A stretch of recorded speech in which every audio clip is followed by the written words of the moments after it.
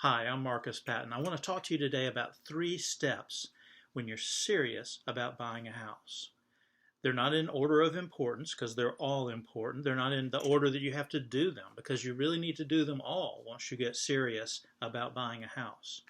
Step number 1 is find a good real estate agent. This is somebody that you can trust, someone that you communicate well with, someone who knows the market, understands how the process works, and can help you understand because knowledge is power. This is someone who is going to help you find a house, help you negotiate a good price based on the market, and once your offer is accepted, help you get from contract to closing, making sure that everybody else who's involved in the process does their job along the way. That includes the people providing the loan, the attorneys doing the title search, the seller, if there's any repairs that need to be made to the house, anything that is necessary to get the job to go all the way to a successful closing. The second step is to find a good loan officer. A loan officer will be able to tell you how big a loan you're able to get. I mean, that is how much house, what your price range is. And that's pretty important to know before you get started. They'll be able to tell you, or at least estimate, what kind of payments you'll be making so you can make some planning for your financial future once you're a homeowner. And they will ask you questions in 3 different categories. They'll ask you about your job or income. They'll ask you how much money that you have set aside, because you will need to bring some cash to this process for down payment and closing costs. And they're going to find out about your credit. If you have problems in any of these areas, a good loan officer should be able to give you some advice about how to fix those problems. The people that I recommend are very good at that. And most importantly, a loan officer will give you a pre-approval letter showing that you're able to get a loan and that you'll be able to buy the house. This is a document that you're going to need to submit with your offer once you find your house.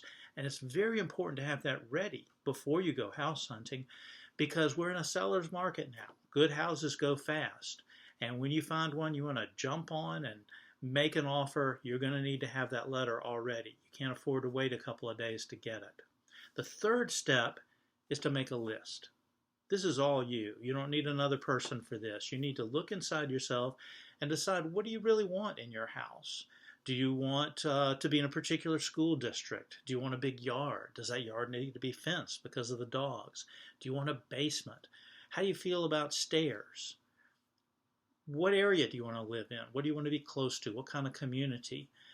Do you want to live like way out in outside the perimeter in a maze of cul-de-sacs where you're kind of all by yourself, no sidewalks, as opposed to living inside the perimeter, maybe next to the belt line? Very, very different kind of lifestyles. And it's up to you what you want. And you're allowed to change your mind. Once you begin your search, you may see some houses that make you think, well, I like that. I don't particularly need the other things I was thinking of. Maybe you were thinking that you wanted a big front porch so you could put some rocking chairs on.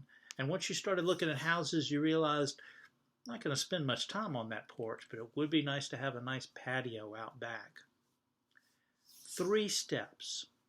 Get a good real estate agent, find a good loan officer and get that pre-approval letter, and make a list of the things that you must have, the things you'd like to have, and the things that you don't want to have.